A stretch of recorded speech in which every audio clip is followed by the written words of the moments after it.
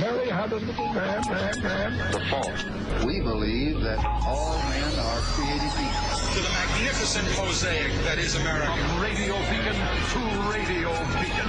I have a dream today. Change has come to America. Believe me.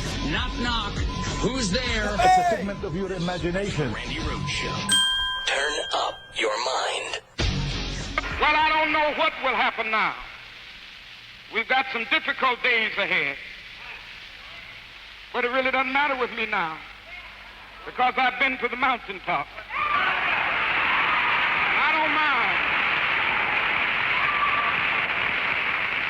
Like anybody, I would like to live a long life. Longevity has its place.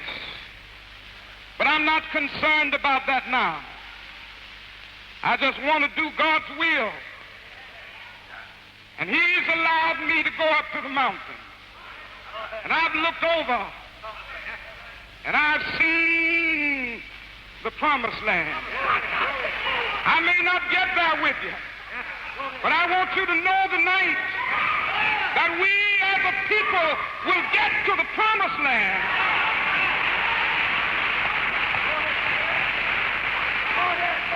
So I'm happy tonight. I'm not worried about anything. I'm not fearing any man. Mine eyes have seen the glory of the coming of the Lord. Oh, every time I hear that, I get chills. Every time. And you know, every April 4th, we play some of that I've been to the mountaintop speech for you, because he delivered that 31 hours before he was assassinated, and it still gives me the chills 50 freaking years later, and the audio is getting better and better. People actually go on the internets and fix the audio, so whoever did that, thank you so much. 31 hours before he was assassinated, apparently he knew he was going to die.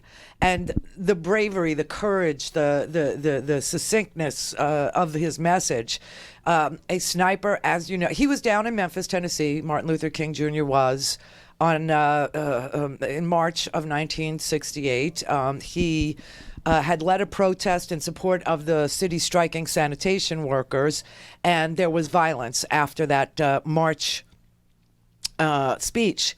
And so the police obviously descended on the protesters, and they beat them with billy clubs and sprayed tear gas and sprayed them with mace. And so the next week, Dr. King returned to Memphis to get permission for another march. And he had been receiving so many death threats because he was advocating for the plight. It was economic justice. That was the message he was delivering. And it happened to be on behalf of black sanitation workers, but it was for all Americans. It was for every working class American to, experience a full day's wages for a full day's work, okay? And it was to have a living wage, which is still, his dream has not been fulfilled. But anyway, he went back down there, and of course, after the March visit to Memphis, there was so many threats of violence against him. And so then on April 3rd, the night before he was assassinated, he gave the I've been to the mountaintop speech, where he told people that, I've seen the promised land. I may not get there with you. He knew. He said, like anybody, I'd like to live a long life. Longevity has its place, but I'm not concerned about that now. I just want to do God's will. And He's allowed me to go to the mountain. And I've looked over and I've seen the promised land, and I may not get there with you. But I want you to know tonight that we as a people will get to the promised land. The next day, he's standing on the balcony of the Lorraine Motel, and he had turned to grab his coat. And a sniper, to this day, they say it's James Earl Ray, but, some people believe it, some don't. But took a shot and blew his jaw off.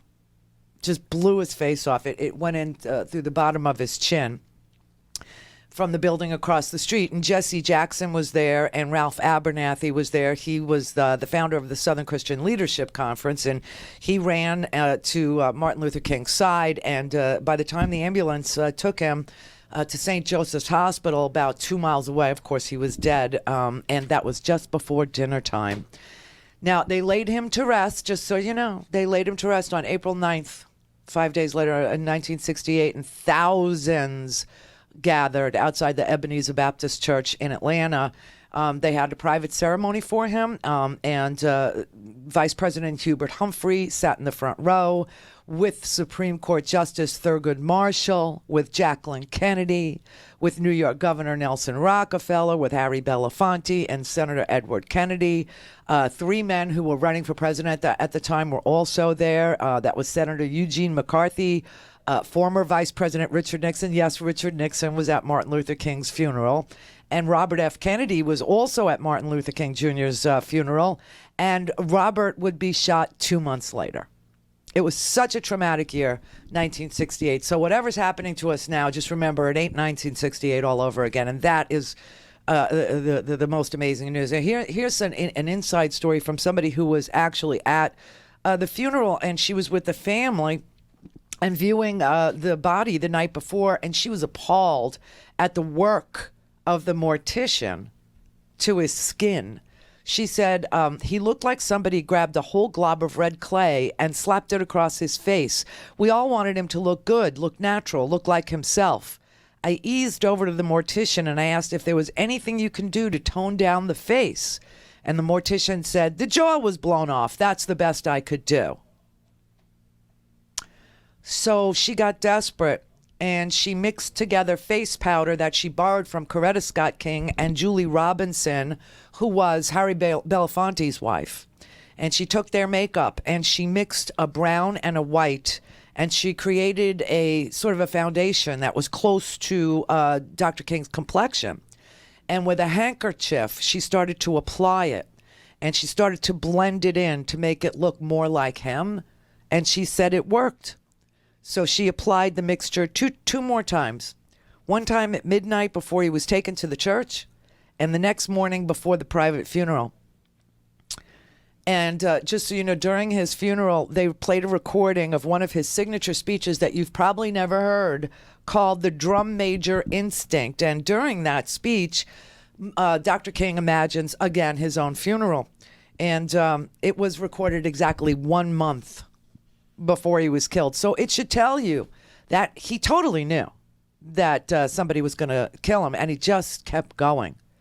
In that drum major speech, he said, every now and then I think about my own death, and I think about my own funeral, and I don't think about it in a morbid sense. And every now and then I ask myself, what is it that I would want said? I'd like somebody to say that Martin Luther King Jr. tried to give his life serving others. I'd like for somebody to say that Martin Luther King tried to love somebody.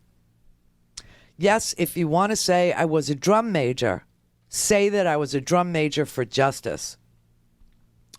So I would like to say that Dr. Martin Luther King was a drum major for justice, and I would like to say that he gave his life serving others, and that the legacy that he left was not just civil rights and not just voting rights and not just anti-Vietnam War, but it was an economic justice message. It was a message that said that men who work should not be poor.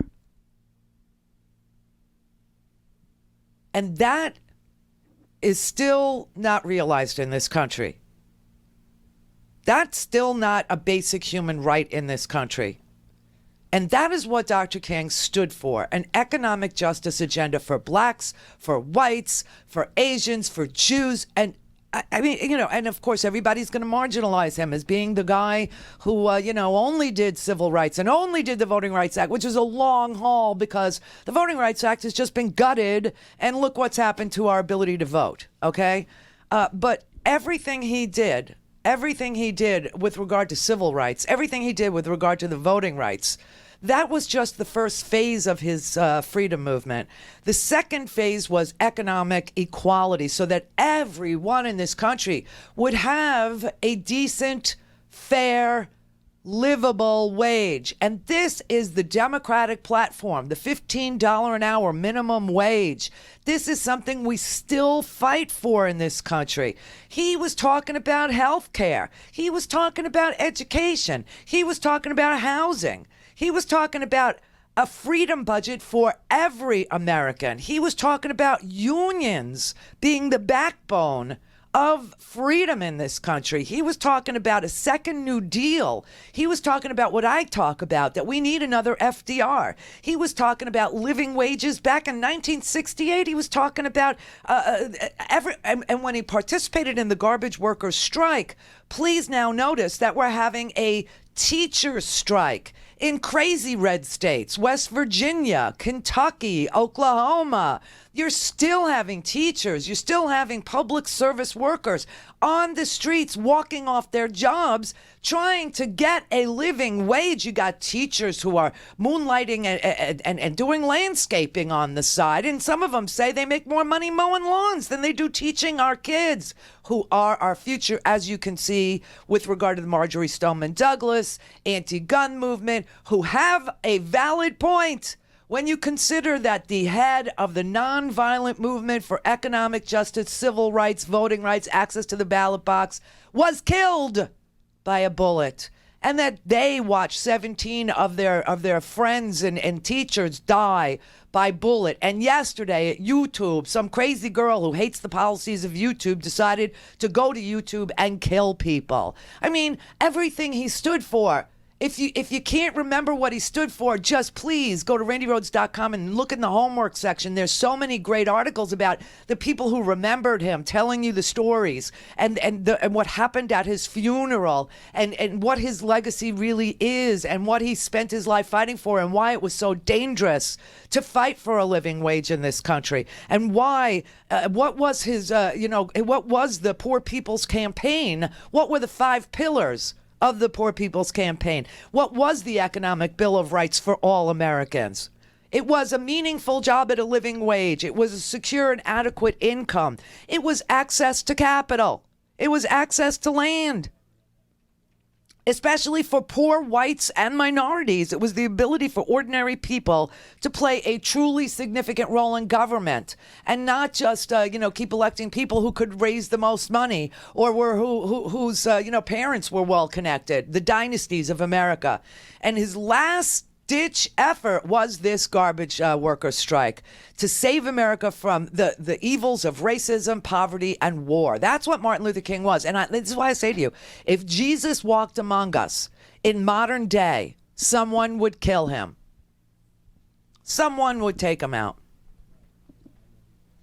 And he's been marginalized as an inconvenient hero. This man was fundamental to the conversations in this country that we still are having about economic and social change, about violence and unwanted war, unneeded war, the sacrifice of young men for no good cause. I mean, it's just unbelievable. And remember that the fight for economic justice and the fight for unwanted wars and wars that don't need to be, it's still going on. And so maybe if you look at his life, you might better understand the relevance of his legacy to all of us today. I do this every April 4th when a shot rang out in the Memphis sky. Because it just seems to me that as bad as things are today, it couldn't possibly be any worse than 1968 when 19-year-olds were being sacrificed at the altar of, beating back communism in Southeast Asia. When the people were fighting for a living wage for all Americans, when people were trying to bring some sort of justice to the country, making the arc of justice bend towards justice, closing the gap between the haves and the have-nots, getting involved in a labor movement again, getting involved in civil rights issues again. Can't get any worse than it was then. Can't get any worse.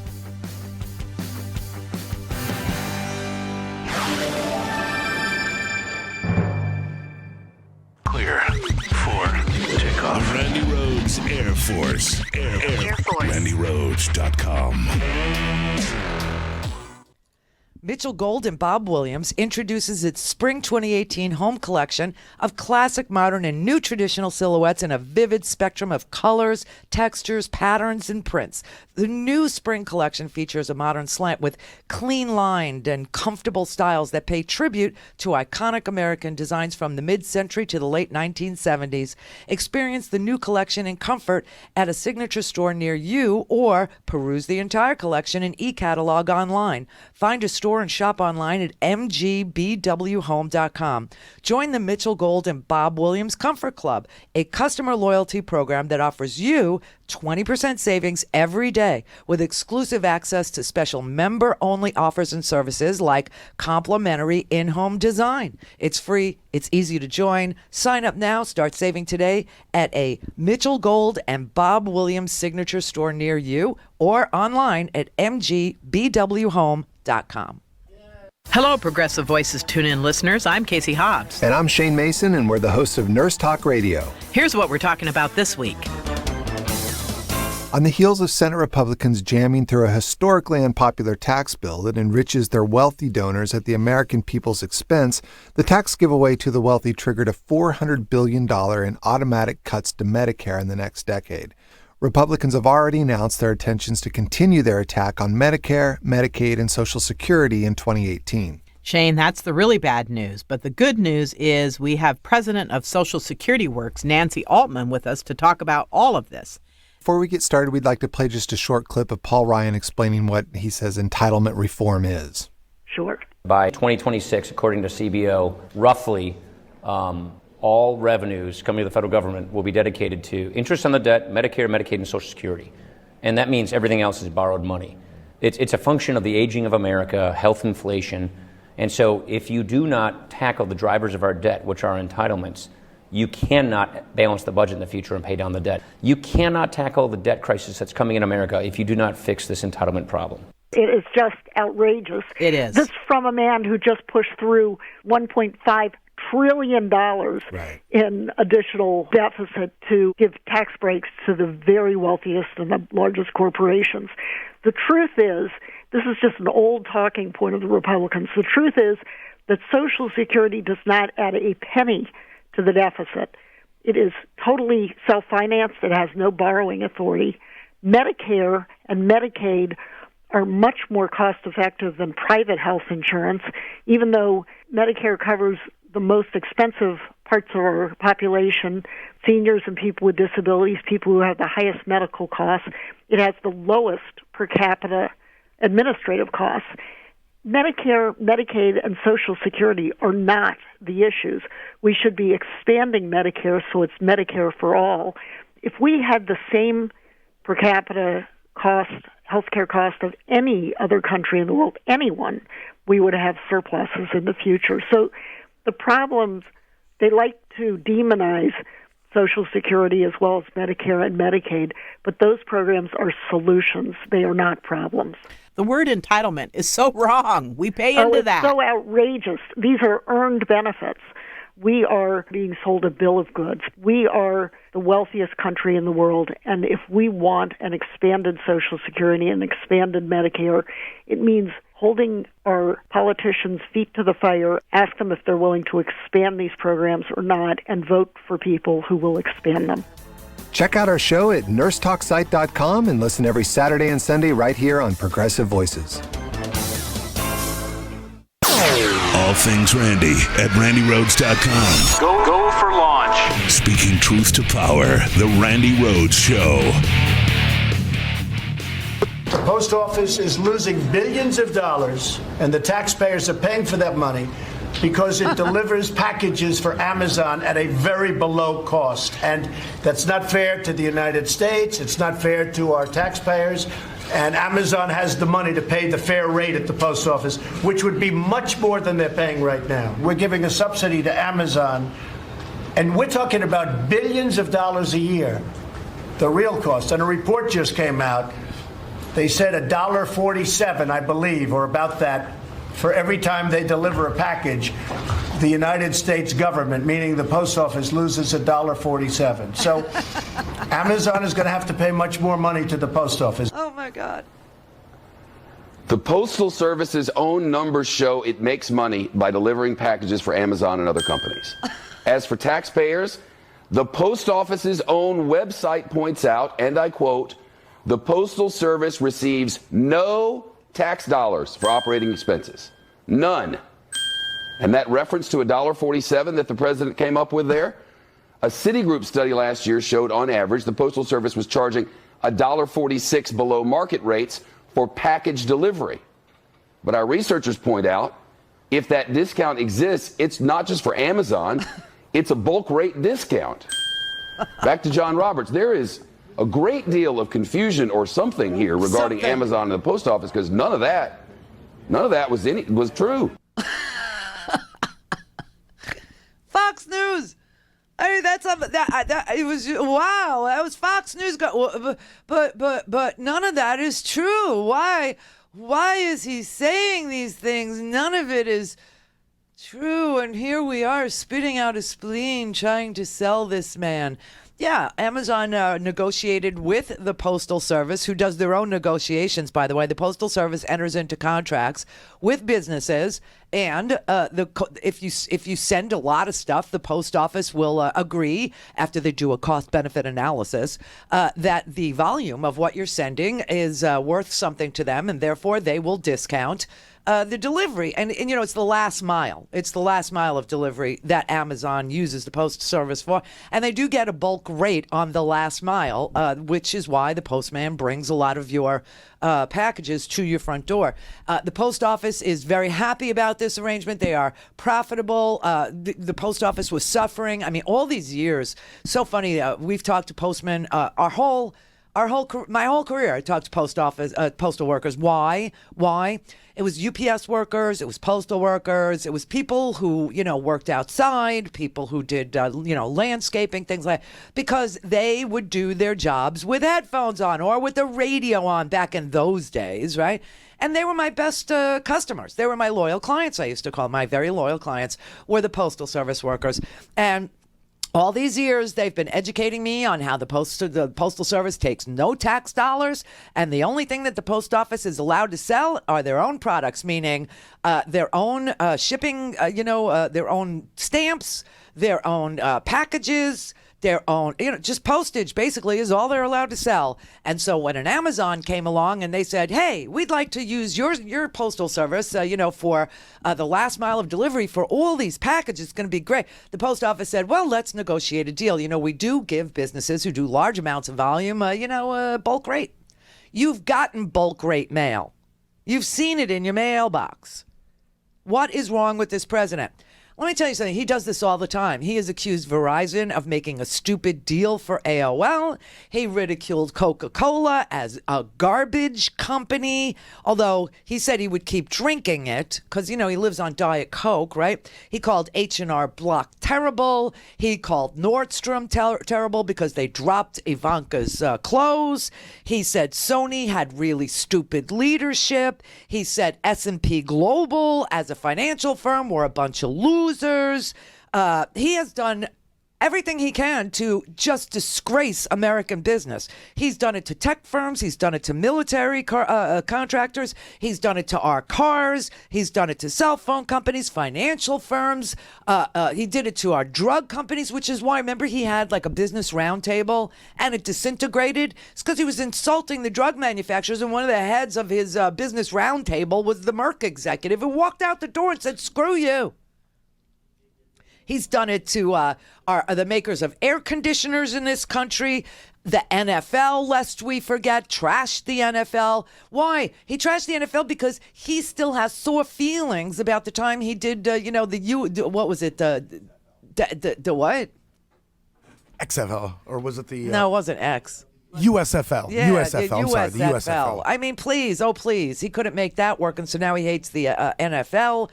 He said media companies are, he goes after CNN, he goes after MSNBC, calls them everything from true garbage to really dumb to phony. The New York Times is the failing New York Times. They're shameful, they're dishonest, and then finally settles on the enemy of the people. He has no idea what he's doing. Honestly, because it's all personal for him. And this is what is so crazy that Fox News yesterday found itself having to admit that. Okay, John Roberts, who is the Fox News White House correspondent, said this Amazon thing, it's purely personal. And he sort of wrote it off as this. This is crazy. He goes, well, when you're in a personal feud, you tend to make up facts. Oh, this is personal, and it's between the president and Jeff Bezos, who, of course, was the guy who created Amazon, who also now owns the Washington Post. And the Washington Post has got an entire unit that's dedicated to reporting on the Trump administration. And the president looks at the Washington Post every day and by and large doesn't like what he sees.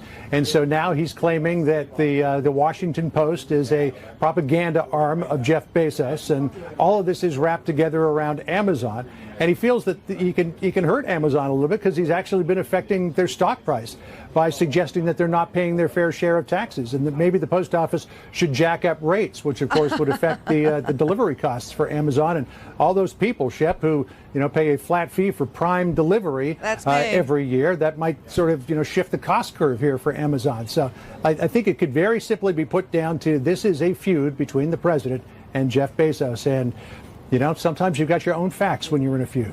Really? Give him fake briefings. What does that even mean? It means they'll tell him stuff. He won't know the difference. When Fox News is telling you that the president is angry, and when he's angry, he makes crap up all the time, and he's damaging their stock price. He truly is damaging the stock price. And the fact checkers have roundly criticized him for this lying, spree that he's been on the Twitter. I will tell you that the U.S. Chamber of Commerce, which is the most conservative group of business people, the U.S. Chamber of Commerce, they're a lobby shop, right? And they are not happy. This is the group that props up Republican president after Republican president after Republican president, right? And they just got for their members of their association, the Chamber of Commerce is a lobby shop, right? They just got the biggest tax cut that you could possibly want and love and need, and they're humping the leg of the. And now all of a sudden they go, it's inappropriate for government officials to use their position to attack American companies. They're very pissed off. Now, let me tell you how stupid the president is, all right? First of all, why is he attacking the Postal Service when he bought the old postal building? And he is not only the lessee, but he is the tenant. He's the landlord and the tenant. It's just an amazing deal he got, and he's enriching himself in violation of the emoluments clause by being the landlord and the tenant at the same time. So if I were him, I really wouldn't draw too much attention to the Postal Service. Also, and here's a little factoid that's never going to make it to the big screen, okay? The president has neglected to put people on the Postal Service's board of governors, the ones that make decisions for the Postal Service. And so I was saying this to Howard last night because you can only have conversations like this with lobbyists, okay? Everybody else, their eyes glaze over when you bring this up, but this is fun for me. The Board of Governors doesn't have the Trump appointees in place because he didn't even send them up for confirmation yet, so they don't have a quorum. They can't. It's like a minyan, okay? 10 men to pray. It's a Jewish thing. Well, I said to Howard last night, this president is running this country like our homeowners association, because come to find out, my homeowners association, we went to the master association meeting and then we went to the local meeting because I have to pay twice. It's Florida. No one shows up to the meeting. So guess what that means? There's no quorum. No business can be done. That's how the post office is running right now. There's no quorum. They can't do any business because idiot boy hasn't, he hasn't put anybody on the Board of Governors. The Board of Governors is vacant.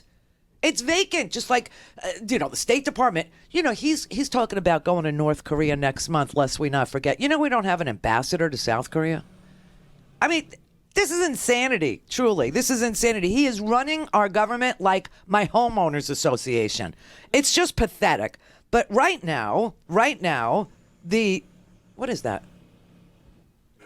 Some drilling has begun next door. How about that? Drilling. Oh, okay. As long as I know what it is. I mean, it's better than what we used to have. We used to have the landscapers outside my window. This is why I put us on the second floor in the Commerce Park.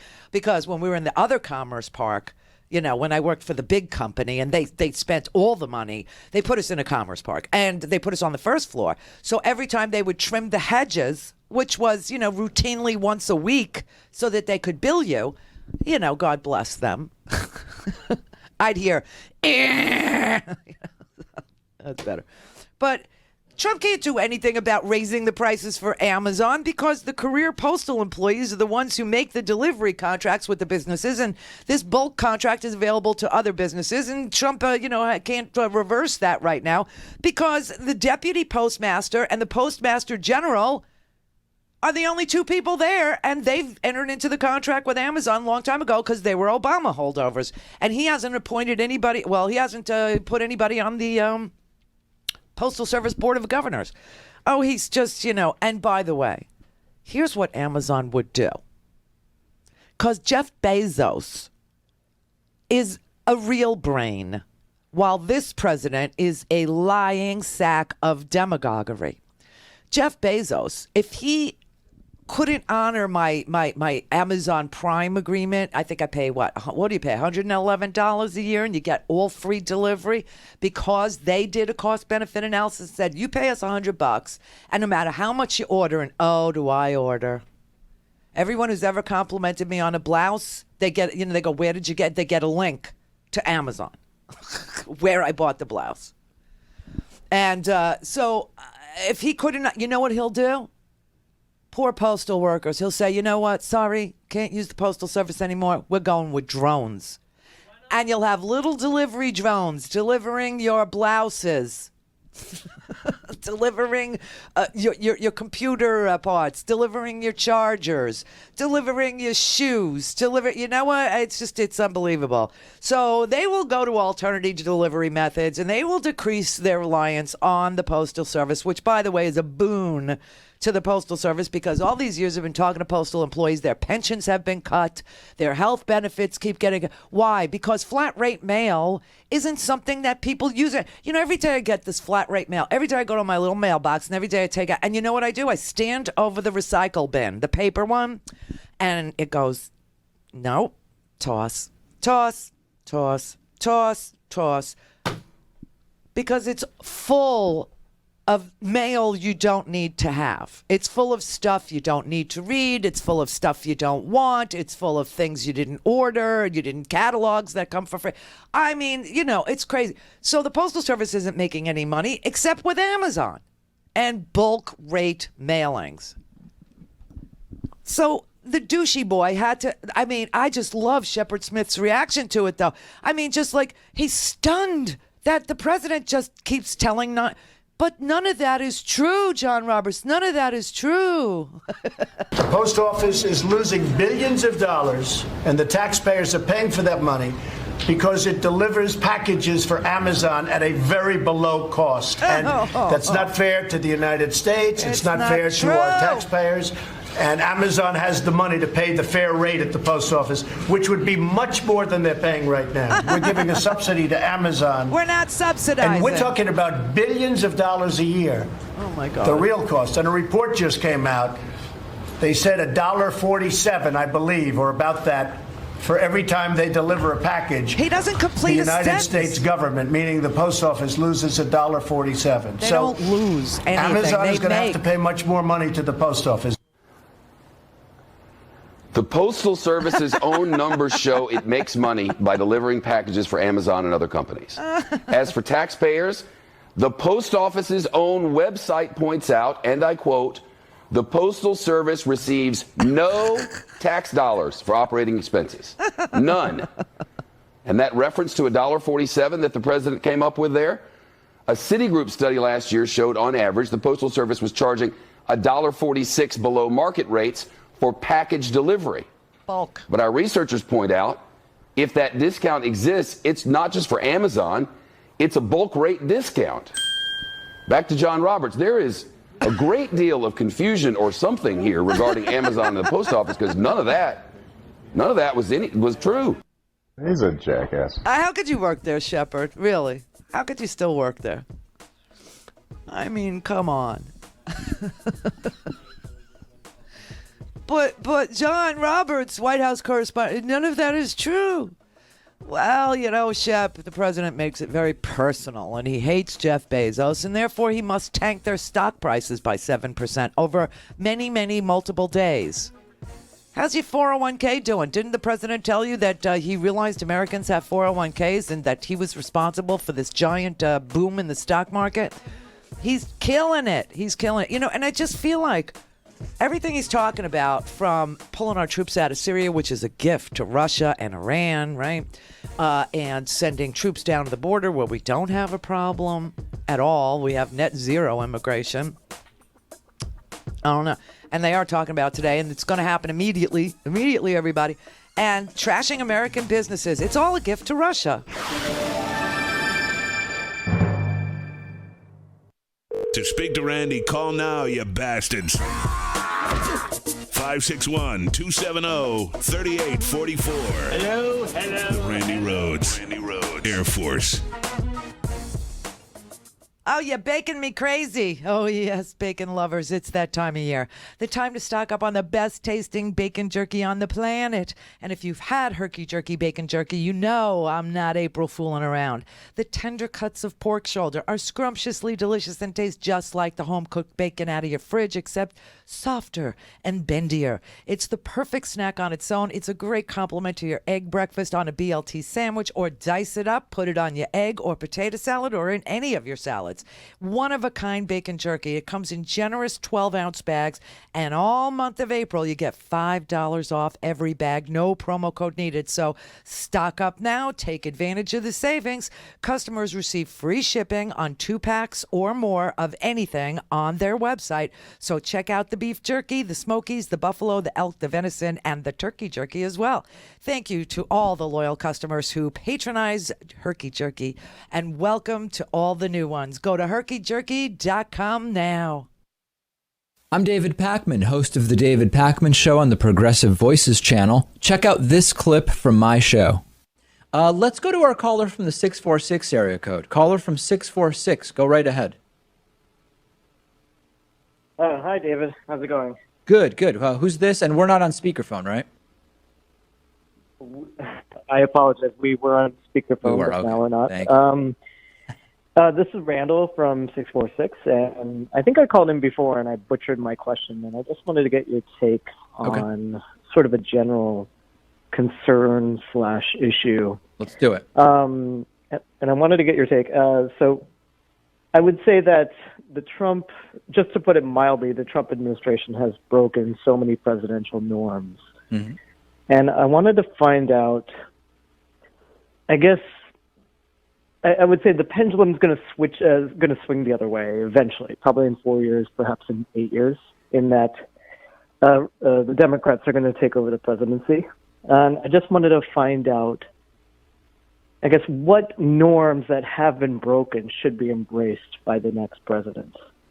Oh, man, I don't know. I mean, so Trump has certainly not releasing tax returns. I think that's one that we should get immediately back to.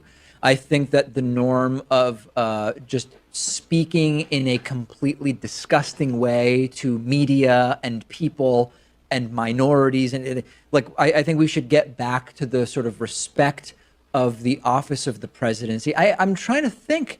I mean, I think that the one thing I can say, and I don't agree with the way that Trump has done it, but I like the idea of separating the candidate from the party orthodoxy. So with Trump, it's just he doesn't really know anything, and he says whatever he thinks people want to hear, but it's led to him taking some positions that are not the orthodoxy of the Republican Party. I think that that's good. I just think the way Trump has done it has just kind of been totally haphazard and ambling around and feeling around in the dark, you know?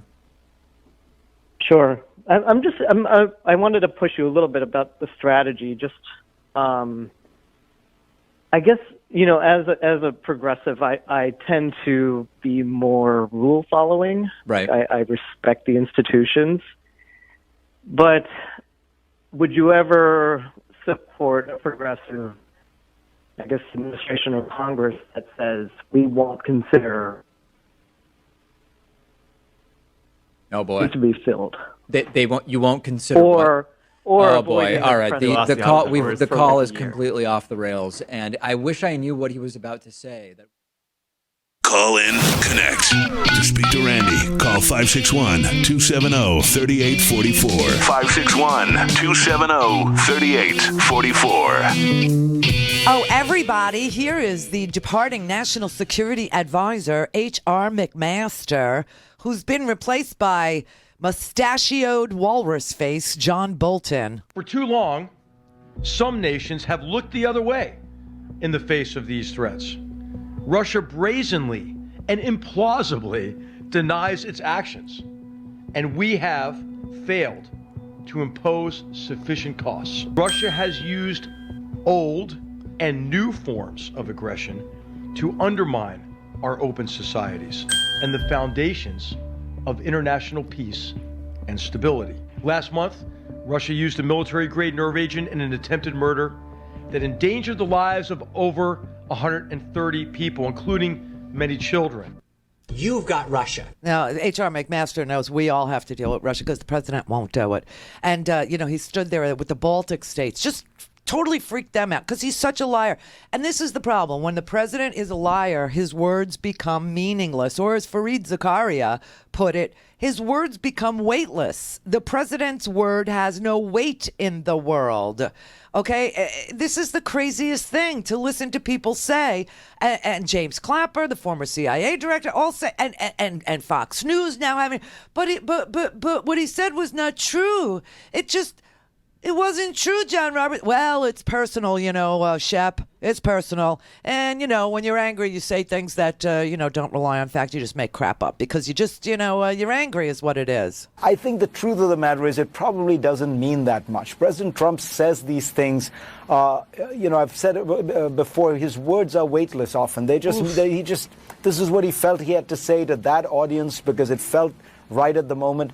It's not clear it's actually going to mean very much. If it does mean the unilateral and rapid withdrawal of American military power in Syria, it would be a bad idea.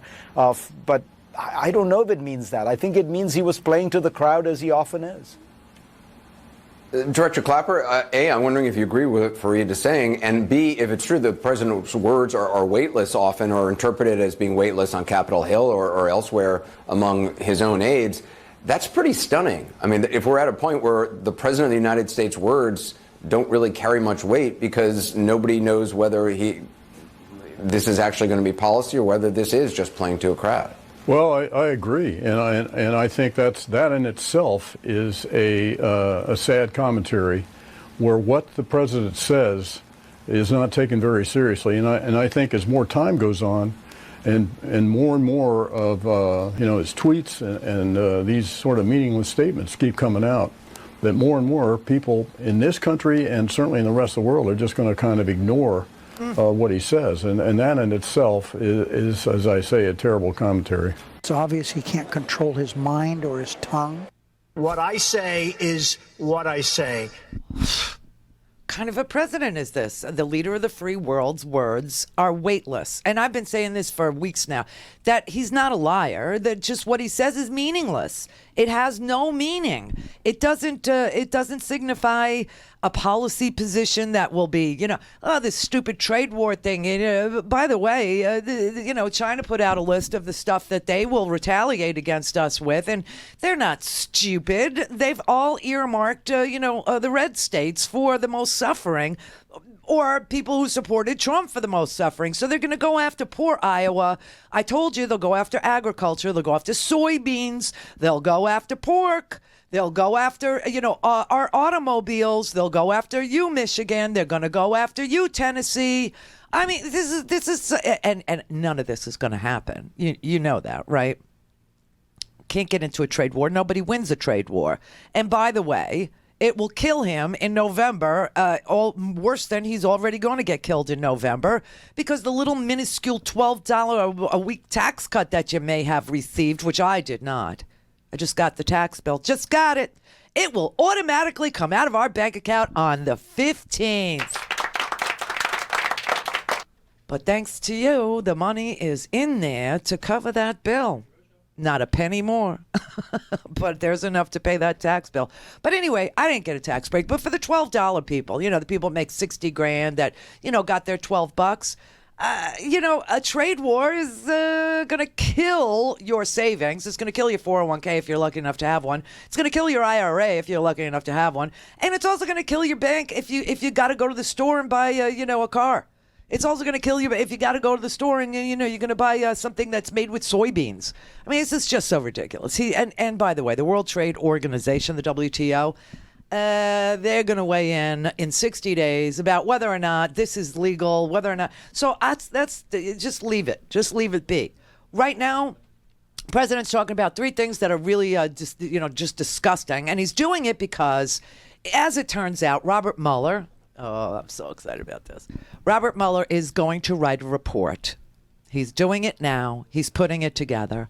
And it's going to be about all the behavior Trump exhibited as president. And it has an eye toward obstruction. In fact, what I've learned is that there will be a series of reports that Robert Mueller will be writing, which is odd because usually the special counsel does not write reports. But he will be writing reports. And the first one in a series is going to be about obstruction of justice. That's the first one in the series. And while the media keeps saying, things like, he's a subject of the investigation, but he's not a target. He's a subject of the investigation, but he's not a target. Do you know what a subject is? Okay, so let's put this in context. The DOJ has several levels of people who go before a grand jury. The first most benign is a witness. So you've witnessed a bank robbery, but you didn't participate in it. You have nothing to fear, right? Then you've got, and this isn't a real legal term. This is just a term we've thrown around ever since Richard Jewell and the Atlanta, the Olympic bombing. Richard Jewell, who was wrongly accused, was accused of being the bomber, and he was referred to as a person of interest. A person of interest means you are being investigated, but they don't have enough evidence to charge you right now. But it really isn't a legal term at all. It's a term of art. But it does suggest that the DOJ needs to talk to you. Okay, and then you've got the subject of an investigation. A subject is a person whose conduct, a person who's done things that add to the information that the grand jury needs in the scope of their federal criminal investigation. President has been declared a subject. Guess what that means? He's under investigation. And remember, he kept saying they fired Comey because Comey wouldn't say that he was not under investigation. Then he fired Comey, and what did I say? Now he is. Now he is. And that's true. Now, here's my feeling about why he's not deemed the fourth level, a target. That is a legal term. So is subject. So is witness. Term of art is person of interest. All right. Why isn't he a target? I got a feeling that the reason why they can't say Trump is a target is because that means he's indictable. And by law, we have not decided whether or not a president sitting is indictable. Hence, can't call him a target. Get it? Get it? Mueller has to figure out whether or not the court would uphold an indictment of a sitting president. He has to figure it out right now, though. If he wrote a series of reports, and the first report was about obstruction of justice, which was Article 1 in Richard Nixon's articles of impeachment, and similarly, Article 1 in Bill Clinton's impeachment, then what the hell is Congress going to do? If the special counsel puts a grenade like that on the table that says you got a president who obstructed justice when you know that Mr. van der Zwaan, a Dutch citizen, or as we like to call him, the lying Dutchman, pled guilty for destroying recordings and then had to turn over his laptop and his phones and all these other things, right? And then got a favorable, a plea deal, which still resulted in him having to spend 30 days in prison, federal prison, and a $20,000 fine, which really means he's a felon now. And since he is the Flying Dutchman, he can fly right back to Holland and he'll never be able to come back into the United States, number one. And number two, bye-bye law license. Go back to your father-in-law, the Russian oligarch. What are the chances? I don't know about you, but my father isn't a Russian oligarch. And my father-in-law was not a Russian oligarch. He worked on Madison Avenue. You know what my father-in-law actually did? You remember, some people will remember, you remember matchbooks, and on it said, if you could draw this picture, you can go to art school? That was my father-in-law's ad campaign. He invented that. He was an ad man. He was a madman. He worked on Madison Avenue. But not a Russian oligarch. Just saying. And here we all are, a pack of little Russians migrating to the United States back in the early 1900s, and none of us ever became oligarchs. But yet you've got a lawyer working for one of the top white shoe criminal defense law firms who pled guilty to lying to the special prosecutor as a very highly paid corporate attorney or criminal attorney in the federal system, and now has ruined his entire life. But here's the thing. The reason why they can't say that Trump is a target is because nobody knows whether or not you can indict a sitting president. It's still, it's still out there as a question to be resolved. Now, I will say that the department's Office of Legal Counsel had said in 1973 with regard to Richard Nixon that you cannot indict a sitting president. And in 2000...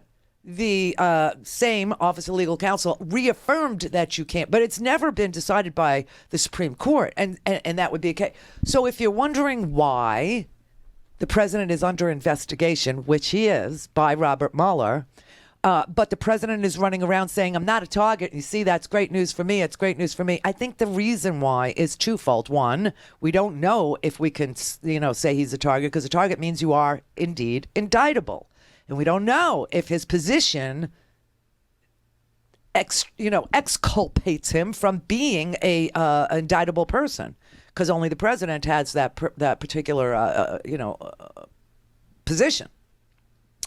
The other reason might be that if Mueller said, yeah, he was a target, let's say he's resolved in his mind that the president is indicted. I don't know. I mean, I don't think he would do that on his own. I think he would take it to the court. I really do. But if he said the president was a target for another reason, that reason being that the president, Mueller wants to interview the president.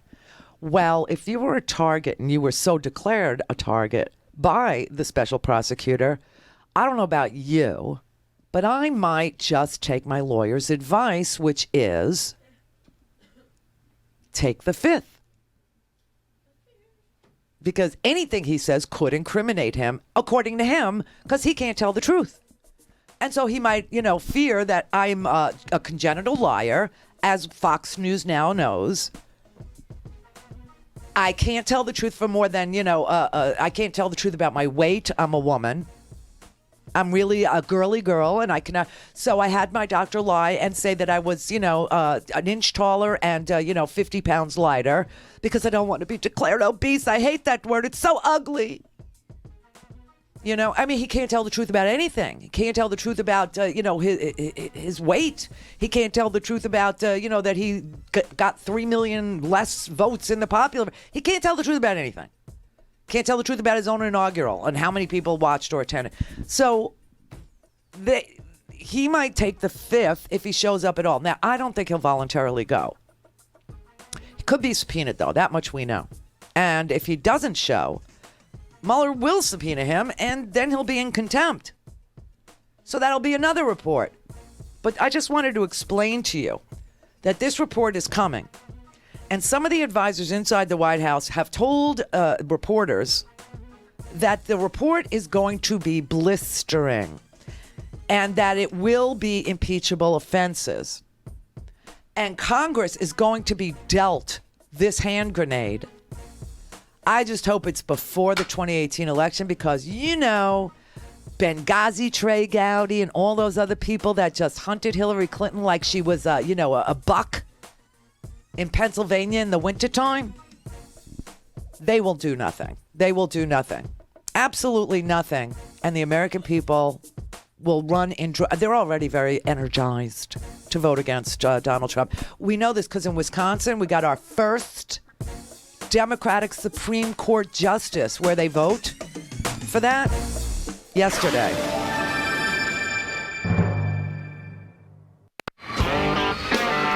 For a commercial-free, on-demand, whenever, wherever listening experience, visit RandiRhodes.com for your personal premium podcast today. Now, the top of the hour on the Progressive Voices channel on TuneIn presents the Green News Report. There is no more beautiful sight than an American-made car. Bad news for consumers. Trump's EPA to roll back fuel efficiency standards for cars. Department of Justice sues California for blocking sale of federally owned lands in California. Exxon's lawsuit to prevent states from investigating its climate change denial is thrown out of court. Plus, listen, I don't know how you survive this one. Environmental groups launch a campaign to boot Pruitt. All of those campaigns and lawsuits straight ahead. From BradBlog.com, I'm Brad Friedman. And I'm Desi Doyen. Stand by for 6 minutes of independent green news, politics, analysis, and snarky comment. We're going to work on the CAFE standards so you can make cars in America again. Wow, you couldn't make cars in America anymore? That'll be news to the auto industry, who just finished 7 record years of all-time high sales. Go figure. This is your Green News Report.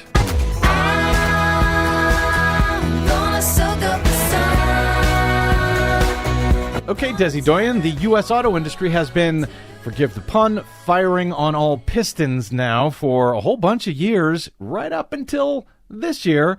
1 year after Donald Trump takes office. Yeah, and now they want to roll back the fuel efficiency standards.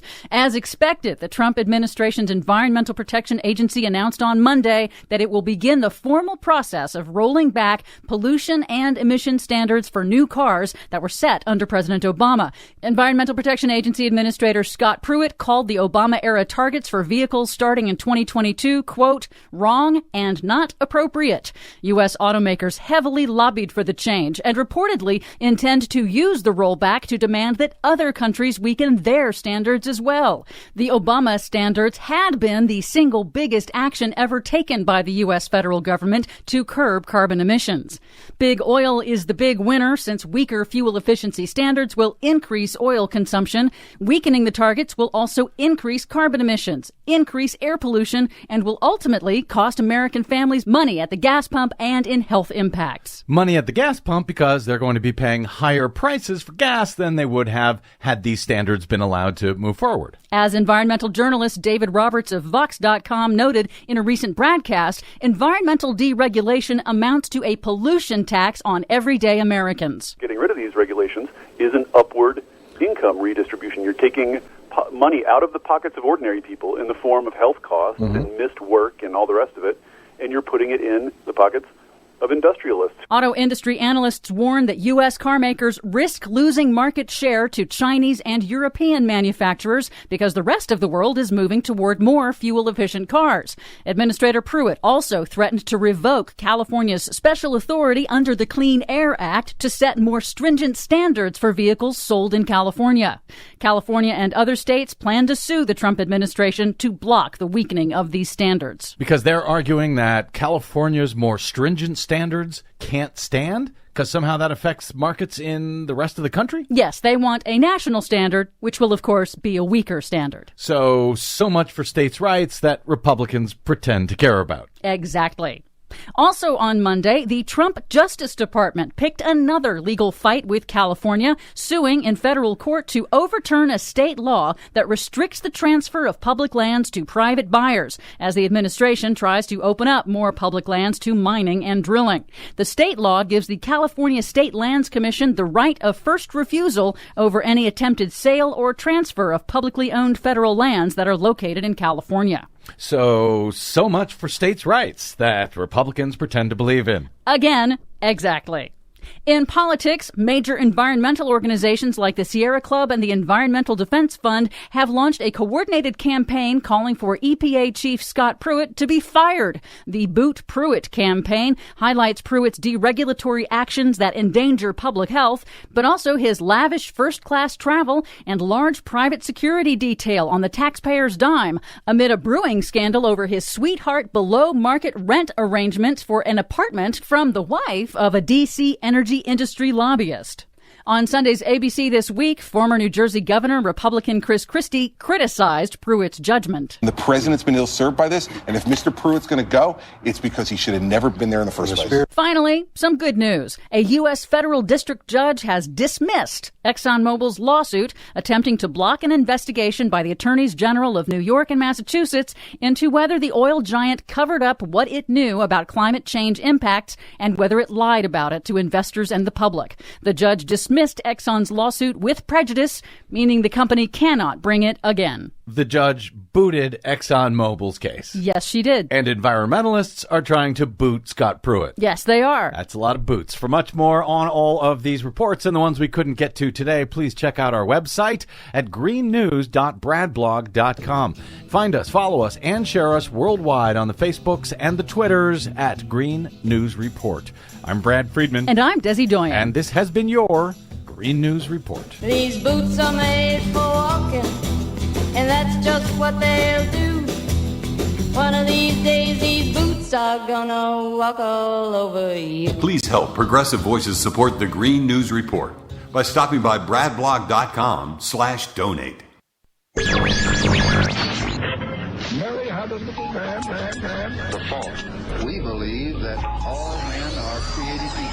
To the magnificent mosaic that is America. From radio beacon to radio beacon. I have a dream today. Change has come to America. Believe me. Knock, knock. Who's there? It's a figment of your imagination. Randi Rhodes Show. Turn up your mind. Now, Mexico has very tough policies. They can do whatever they want, which is the way it should be, to be honest. You're violating something very sacred. You're violating a border. Canada, very, very tough. Very, very tough. And Canada is very merit-based. You come into Canada, it's got to be based on merit. With us, it's a lottery system. Pick them out, a lottery system. You can imagine what those countries put into the system. They're not putting their good ones. Oh, no. And remember my opening remarks at Trump Tower when I opened. Everybody said, oh, he was so tough. And I used the word rape. And yesterday it came out where this journey coming up, women are raped at levels that nobody's ever seen before. Oh, my God. They don't want to mention that. So we have to change our laws. And the Democrats, what they're doing is just, it's insanity. Nobody understands what's going on. So we have to have strong borders. We're going to have the wall. We've already started building it. We have $1.6 billion. We've started building it and fixing miles and miles of wall that's already up and fence. Why does he do this? Why does he do this? Why does he say things that are meaningless? This is just in, okay? President went to West Virginia, and he had a prepared speech. Apparently it was supposed to be about tax reform, and it was supposed to be, some informative little get-together, at a forum where he was going to talk about, how great things are going in West Virginia. And he threw his damn speech away and downshifted right into Mexicans are rapists. Watch. This was going to be my remarks. It would have taken about 2 minutes, but what the hell? That would have been a little boring. Right? Now I'm reading off the first paragraph. I said, this is boring. Come on, we have to tell it like it is. And telling it like it is, apparently for the president, is Mexicans are rapists. Oh my God, why does he do this? And then he started telling you that he's withdrawing troops from Syria and sending them to the border with Mexico, apparently giving up on the fight against Russia and Iran and ISIS over there in favor of protecting America from young budding busboys. Oh my God.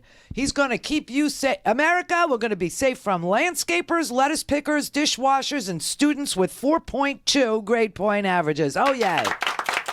Oh my God.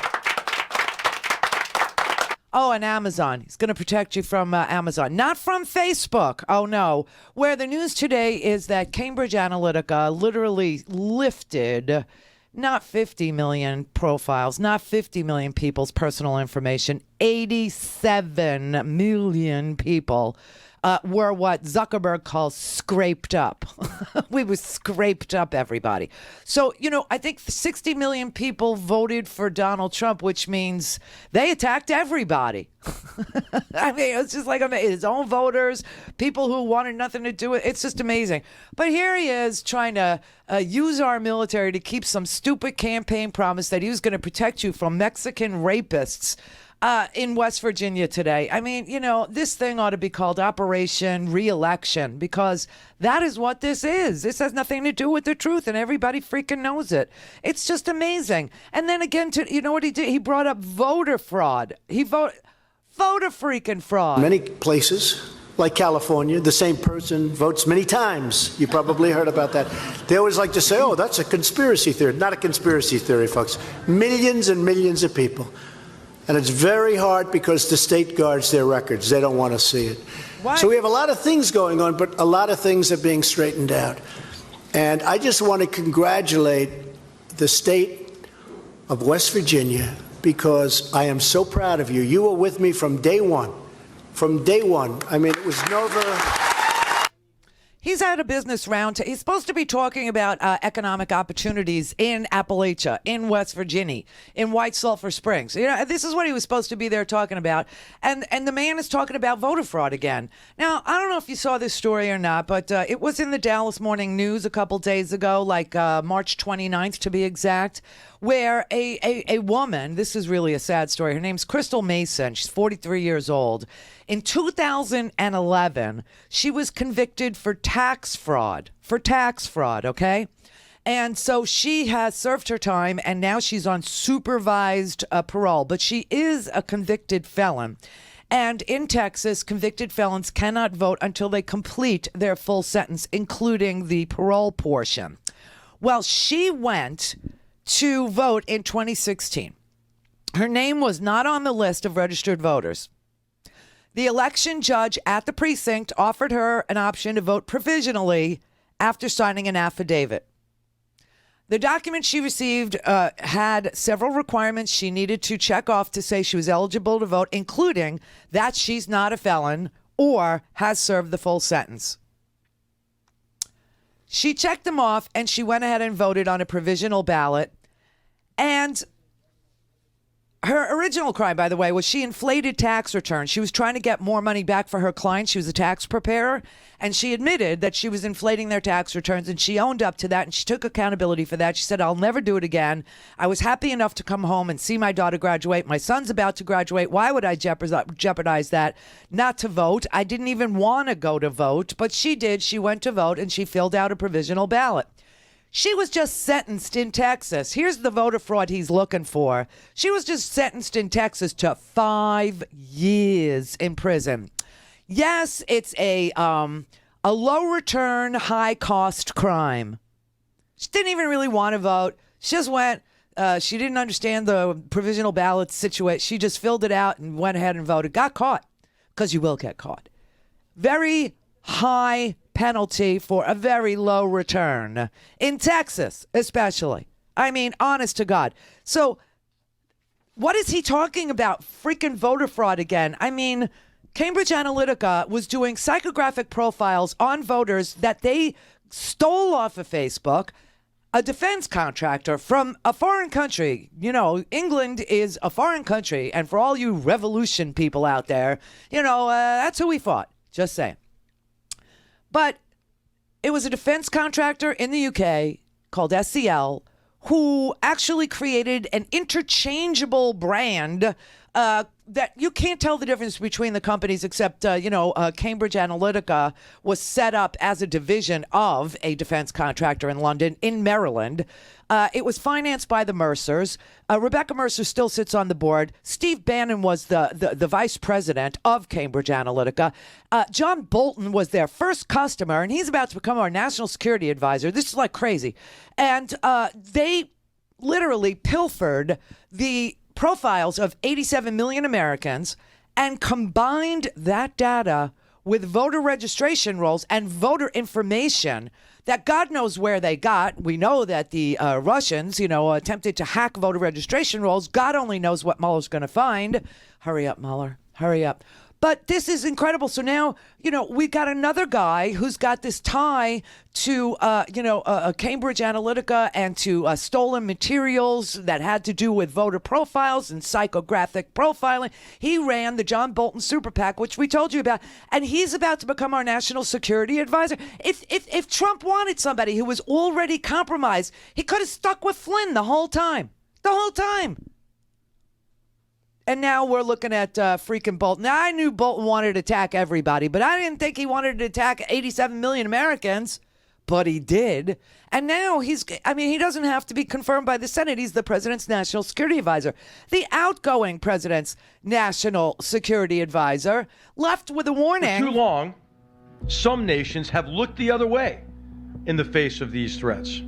Russia brazenly and implausibly denies its actions. And we have failed to impose sufficient costs. Russia has used old and new forms of aggression to undermine our open societies and the foundations of international peace and stability. Last month, Russia used a military-grade nerve agent in an attempted murder that endangered the lives of over 130 people, including many children. You're fired. You're fired. And now we're going to bring in compromised John Bolton because compromised Michael Flynn got caught being compromised. And when Sarah Honey Boo Boo was asked about this, what McMaster actually said is that we've been very tough on Russia. He echoed the president's message that he said yesterday during the press conference with the Baltic leaders, that no one has been tougher on Russia than this president. What he also said was that other nations could do more and should do more. And that's not different or in contrast to anything that we've said. We've continued to be tough on Russia. We're going to continue to be tough on Russia until we see a change in that. But at the same time, as the president stated yesterday, it would be good for the world if there can be a relationship, but we'll have to see what happens. A lot of that. They're shooting off intercontinental ballistic missiles with individually guided nuclear warheads, multiple warheads. They're using freaking nerve agents against, citizens of the UK and their daughter and his daughter. They got a hit list where Bill Browder is on it and Christopher Steele is on it. And she's still going, it'd be good if we could get along. Really? Somebody who poisons journalists, somebody who poisons defectors in European countries, somebody that actually put a target on Florida and showed it at his State of the State, somebody who then just launched an ICBM with multiple nuclear warheads that can be individually targeted to hit land masses the size of Texas. Really, we should try to get along. What is wrong with her? I'll show you what is wrong with her. You want to see Sarah Sanders in her off time? In her off time? Sorry about this, Brett. Sorry. Jesus was taken away and his disciples were very sad, but Jesus had told them that he would be back after 3 days. This is Sarah reading to children. And on the third day, women went to Jesus, and the tomb was open, and Jesus was not there.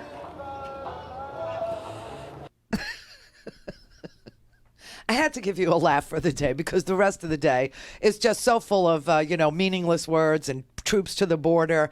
Our military is already overstretched, and Trump wants to spend their time, wants to send them down there, spending their time hassling immigrants and marching in parades for him, apparently. And today he finally admitted that they will, they can't have any interaction with, people on the other side. They cannot do law enforcement. I keep telling you this, and finally last night they started to report about it. This morning I heard a brief mention somewhere, probably on CNN, about posse comitatus being what it is, that we don't have standing armies and they can't do law enforcement and they can't come in contact with any of the, the migrants. And the migrants aren't even trying to come to the United States. They're trying to go to central Mexico where the Mexican government has said, okay, we're going to take your applications for asylum, people. We're going to take your applications and we're going to, see if you have humanitarian visa issues, that we could issue you, or, but in the meantime, please do use our education system and our healthcare system. And in the middle of all this, Trump found time to start a trade war with China. Because if he can't bring Amazon down himself, he'll drag it down with the general collapse of the U.S. economy. What a great man. Oh, did he play you people for suckers?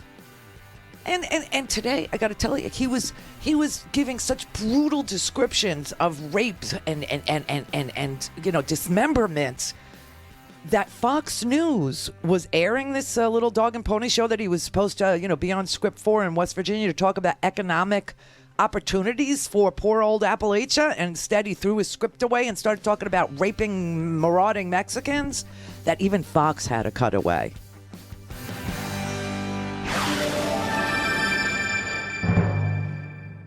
Clear for takeoff. The Randi Rhodes Air Force. Air Force. RandiRhodes.com. Mitchell Gold and Bob Williams introduces its Spring 2018 home collection of classic, modern, and new traditional silhouettes in a vivid spectrum of colors, textures, patterns, and prints. The new spring collection features a modern slant with clean-lined and comfortable styles that pay tribute to iconic American designs from the mid-century to the late 1970s. Experience the new collection in comfort at a signature store near you, or peruse the entire collection in e-catalog online. Find a store and shop online at mgbwhome.com. Join the Mitchell Gold and Bob Williams Comfort Club, a customer loyalty program that offers you 20% savings every day with exclusive access to special member-only offers and services like complimentary in-home design. It's free. It's easy to join. Sign up now. Start saving today at a Mitchell Gold and Bob Williams signature store near you, or online at mgbwhome.com. I'm Tom, and this is a quick shot of the Coffee Cast on the Progressive Voices channel on TuneIn. Catch the Coffee Cast podcast on demand now on the Progressive Voices app and progressivevoices.com. From the mighty Gabriel Sherman in Vanity Fair, Trump is like, how can I fuck with him? Trump's war with Amazon and the Washington Post is personal. For the first time in Donald Trump's presidency, the West Wing soap opera appears to be in hiatus, with many of its starring characters, Gary Cohn, Hope Hicks, either permanently off stage or with much reduced roles. John Kelly, Jared Kushner. Currently, there's one star. And that's a situation Trump is obviously enjoying, and his new freedom is used to focus ever more closely on his perceived enemies and obsessions. Amazon, whose owner Jeff Bezos also owns the Washington Post, is currently the main target. Trump has ripped into Amazon in recent days, claiming in a series of tweets that Jeff Bezos' tech giant benefits from billions in subsidies from the U.S. Post Office, while skirting sales taxes. Quote, unlike others, they pay little or no taxes to state and local governments, use our postal service as their delivery boy, causing tremendous loss to the U.S., and are putting many thousands of retailers out of business, Trump tweeted. On Monday, he wrote, only fools, or worse, are saying that a money-losing post office makes money with Amazon. They lose a fortune, and this will be changed. Also, our fully tax-paying retailers are closing stores all over the country. Not a level playing field. The tweets caused Amazon stock to plunge 5% on Monday. Now, according to 4 sources close to the White House, Trump is discussing ways to escalate his Twitter attacks on Amazon to further damage the company. He's off the hook on this. It's war, one source told me.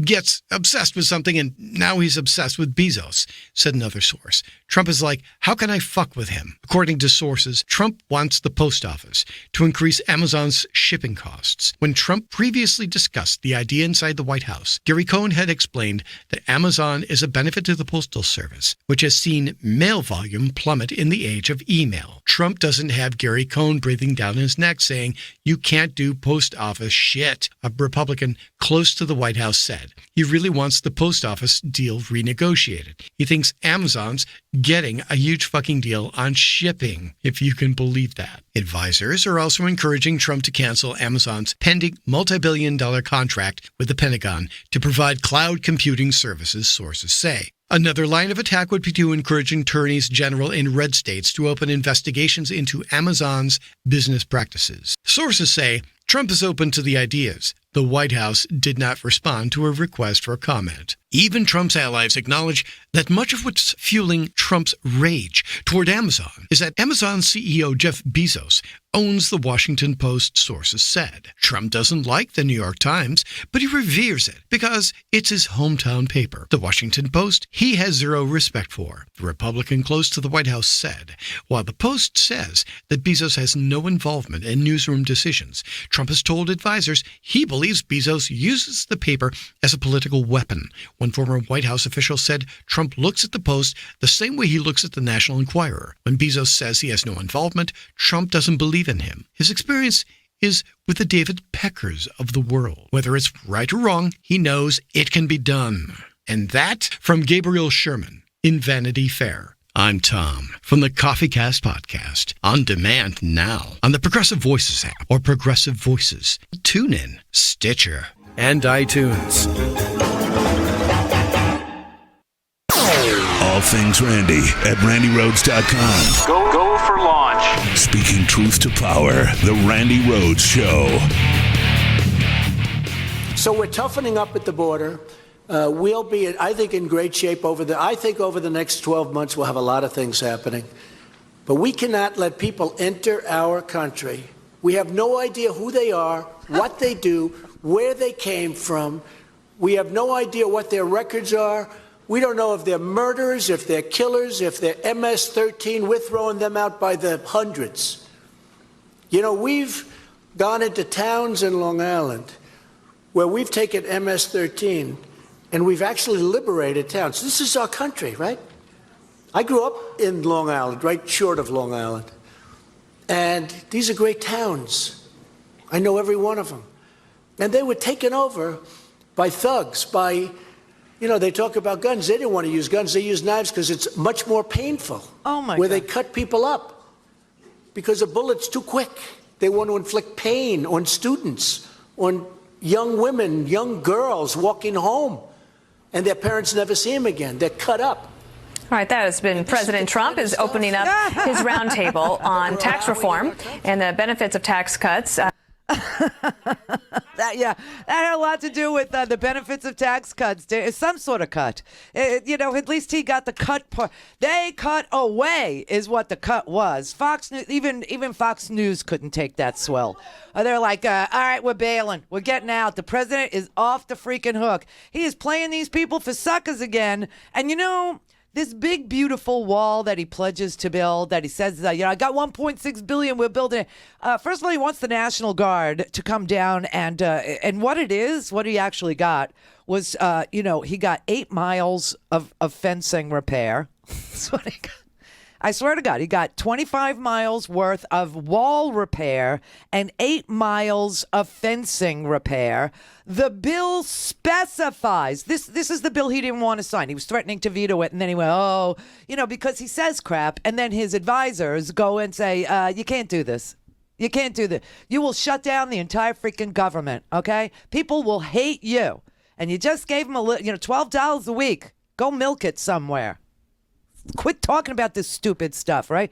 So the bill that he signed, it specifies that none of this tiny increment can be built using any of the prototype designs that Trump has been showing off in California. None of it. It specifically prohibits Trump from doing anything to build the stupid wall. And then he's been talking about, punishment for sanctuary cities. Not in the bill. He wanted money to hire 1,000 new immigration and custom enforcement agents. You know what he got? He got money for 100 with the proviso that they be administrative and support personnel, specifically working in offices, not in the field. That is what it says, and this is why he's now exploiting our National Guard, who, by the way, have jobs. National Guardsmen, because I was a reservist. For like 4 years, I served in the reserves. After my regular, I did 4 more.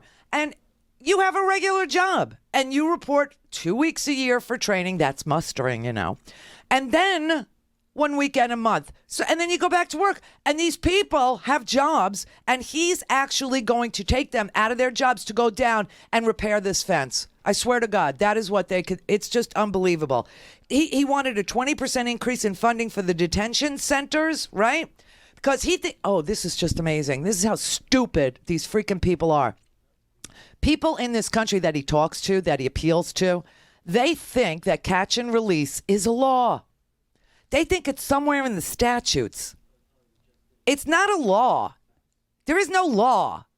It's supply and demand of detention beds. That's what it is. And if people are nonviolent after they're vetted, I mean, this idea that we don't vet people coming into our country is so bizarre. It's so ridiculous. He doesn't vet people.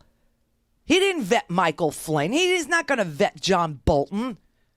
John Bolton is so compromised, it's unbelievable, okay? So the 20% increase he wanted for detention centers, Congress not only refused to authorize a single penny, but they rebuked ICE because they overspend on their current budget. Their current detention budget. They rebuked ICE in the budget bill saying that you got plenty of money and you're overspending.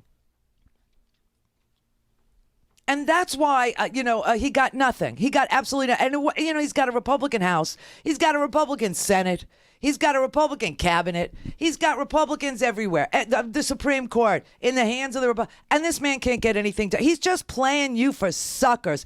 It's all real, everybody. And that's why he went down to West Virginia and he was supposed to sell to them his business-friendly tax cut and his policies about deregulation. And he's offered crumbs. And he can't sell it because there's no there. He can't sell anything. He's impotent. And Stormy Daniels knows it. I know the racism sounds sincere to you racist little freaks, but he is playing you for suckers, okay? He put us in so much debt to give these corporations these magnificent, tax cuts, these magnificent, amounts of cash on your back. $1.3 trillion worth of debt put on our backs to give that. And now he's trashing every company he gave money to. He makes no sense. He's a meaningless, weightless person, okay? He boasted about hiking defense spending to record levels, and then he sent additional troops to Afghanistan and plunged, the U.S. military into the Syrian civil war. And now he's saying he wants to take the U.S. military out of the Syrian civil war. I don't understand him. And John Bolton, he's a super hawk, and he is so freaking compromised. He'll start 2 more wars. I mean, this guy is it's just amazing. Everything this man says is to sucker you. And you people who believe him, get the freak out of my chat room, okay? You stupid racist pigs. Some of them have handles with the N-word in it in our chat room today.